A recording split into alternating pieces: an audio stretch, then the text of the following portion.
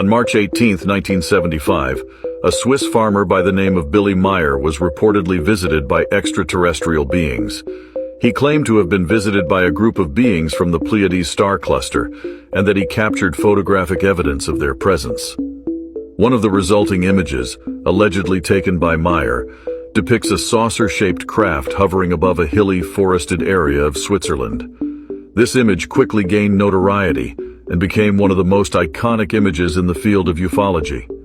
Despite the widespread attention that Meyer's images have garnered, many skeptics dismiss his claims as nothing more than hoaxes, while others argue their authenticity.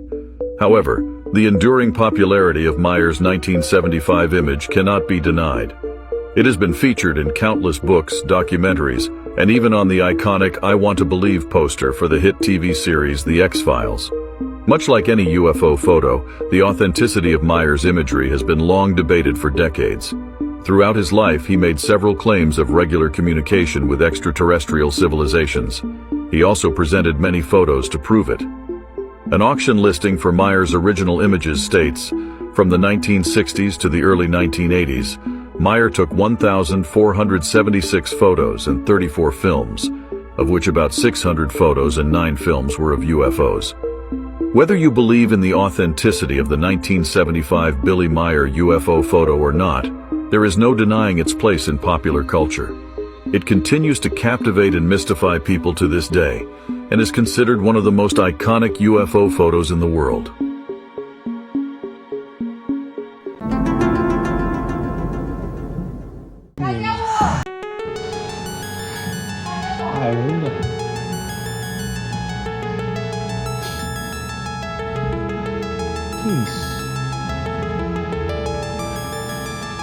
Isso tá dando ainda.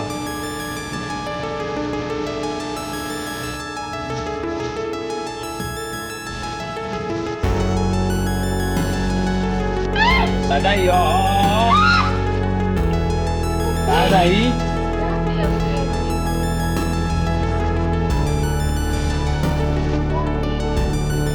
É.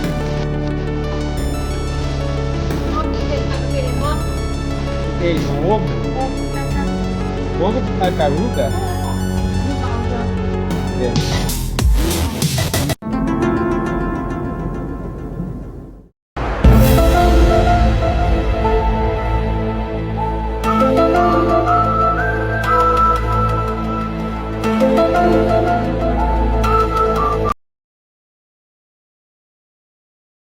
Good evening, this is John Lear, and today is March 22nd, 1989. We're standing just about 8 miles due east of Groom Lake, Nevada, the super government secret test site. And just a few minutes ago, we saw one of the government extraterrestrial UFOs fly over there. We all watched it for about 7 or 8 minutes. Right here I have my Celestron scope. It's 8 inches. And I had it focused in for about 15 seconds and saw for myself that in fact it was a disc. We're going to stay here for another couple hours here to see if we can show you folks an actual extraterrestrial flying saucer being flown by the government. So if you just stand by, and we'll be looking over that mountain, which is where they are. They also come over here, which is over at Bald Mountain. There's some lights over there which you can't see, but there are a number of trucks. We don't know whether they're looking down here or what they're doing up there, but we managed to get in here. We're standing on public land. It's completely legal where we are. And if you'd like to come here later in the show, we'll tell you exactly how to get here. Well, you can mention who's with you, John. We have Bob Lazar, and we have Jackie Lazar, Bob's wife, and we have Gene Huff. And this mission was organized tonight by Bob Lazar, who is a theoretical physicist who works at Groom Lake. And is also a dead man at this point. We're having this on film that he brought Yeah, right. I'm happy. You want your name on there that you're a physicist. Yeah. We're out here with the late Bob Lazar. Damn it.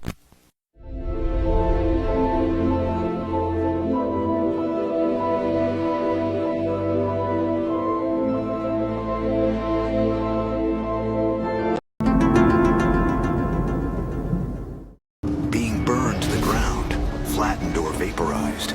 But that's in the movies. This time, it's for real. What is that?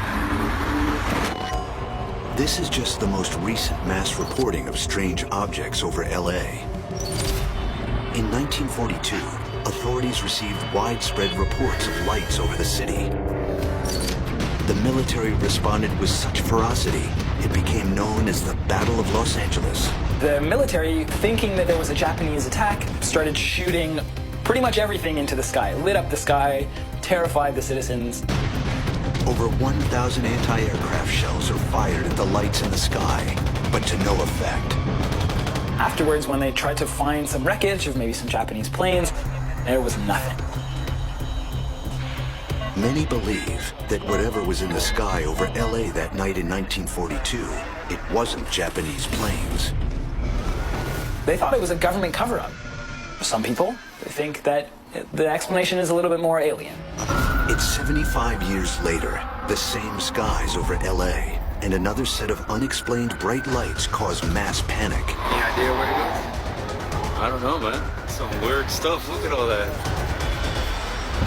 Cars hit each other, UFO reports pour in, social media, radio stations, television, everyone had a all-purpose freak out. Ex-NYPD video analyst Connor McCourt studies the dashcam footage. It's like nothing he's ever seen before. It's an unidentified flying object is really what it is. So I started to look at all the specific things in that UFO to see, is it identifiable? He analyzes the footage frame by frame and notices there is not one but two streaks which look like fiery vapor trails. At 01:30:14, the second trail appears. Something happens in between there, indicating maybe a stage in a rocket. If this is some kind of rocket leaving a vapor trail, the gap in the trail might mark the shutting down of a first stage engine and the firing up of the next. But what of the weird object hovering strangely within the gas or vapor balloon? When we zoom into this video image, inside the vapor trail, we see a dot in the middle. Is that the back of the rocket falling off?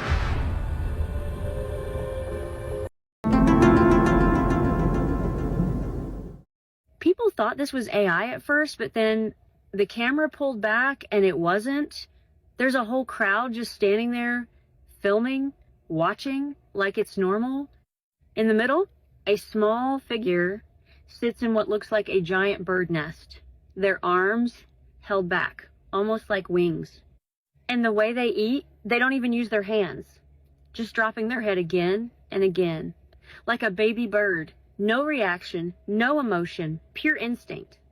And what's even stranger is nobody steps in, everyone just records like it's some kind of performance.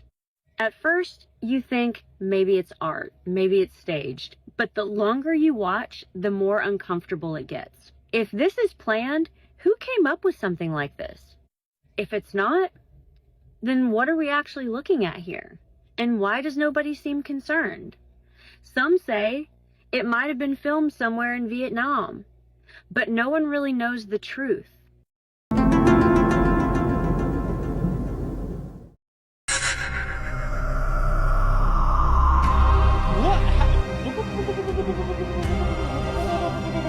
Well, hang on a second there, mate. What in the X-Files is going on here? Look at this!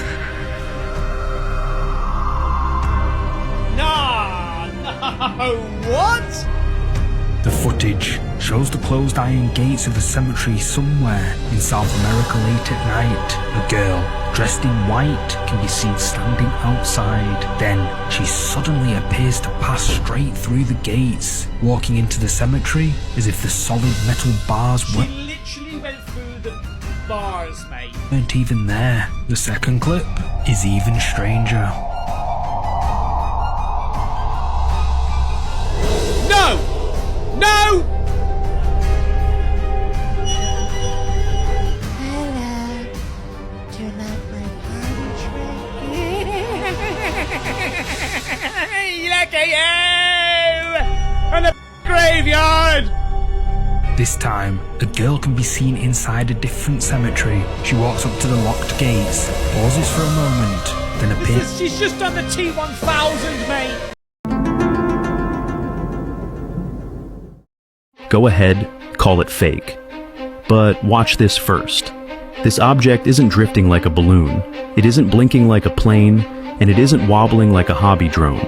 It's holding perfectly still in open sky, not reacting to wind, not changing altitude, just suspended there in a way that doesn't look natural. Now, watch what happens next. No gradual turn, no slow build-up, just sudden acceleration and a sharp directional shift that conventional aircraft simply don't make. Different people have recorded objects behaving exactly like this, in different places, at different times, and yet the pattern is always the same. Stillness, silence, then instant movement. Maybe there's an explanation, maybe it's technology most of us haven't seen before, but if this is completely normal, why does it look so unfamiliar every single time? Don't answer too quickly. Watch it again, and then tell me what you think we're actually looking at.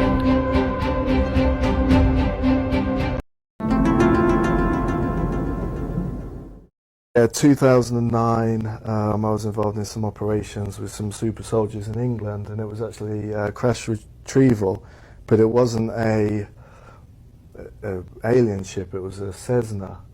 A Navy admiral was transporting a reptilian in a small Cessna plane to a meeting, and it was shot down, the plane. And we were at the crash retrieval, and it was actually filmed by a member of the SAS.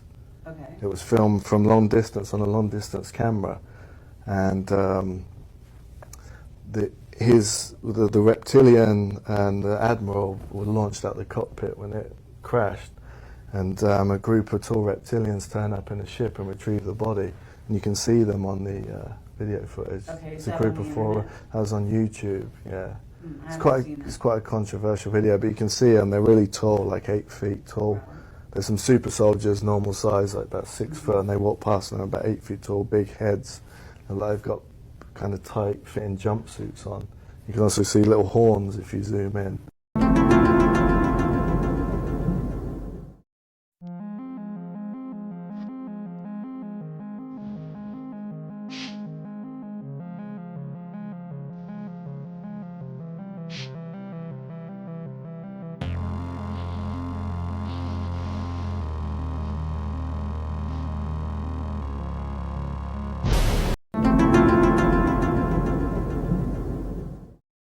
Around 3 a.m., while the entire city was asleep, a camera captured something that remains a mystery to this day. It all began with strange red flashes illuminating the clouds. The lights started moving across the surface, changing direction in a strange and seemingly coordinated way. It looked as if they were searching for something.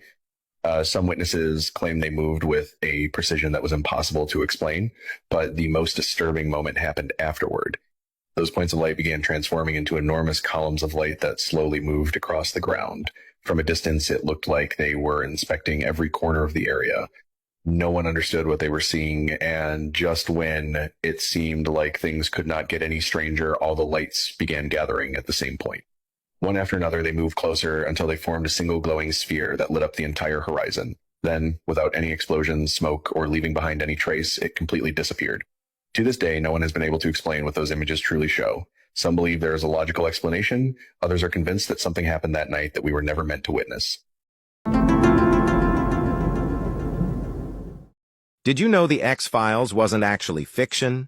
Chris Carter, the show's creator, always said real FBI cases inspired his paranormal series, but new evidence reveals he had access to actual classified government files. Former FBI agent John Douglas dropped a bombshell. The Bureau's real X-Files unit existed from 1946 to 1994. They investigated unexplained phenomena that threatened national security, alien abductions, psychic experiments, supernatural murders. Here's where it gets chilling. Douglas revealed that Carter secretly met with retired FBI agents who shared details of actual cases. The deal? If the truth ever leaked, officials could claim it was just TV fiction inspired by the show. The most disturbing part? Many X-Files episodes were sanitized versions of real events. The actual cases were far more horrifying than what aired on television. Those government cover-ups, alien encounters, and paranormal investigations that kept you awake at night, they really happened. So next time you watch Mulder and Scully chase monsters, remember, somewhere in a classified vault, the real case files are locked away, too terrifying for primetime television.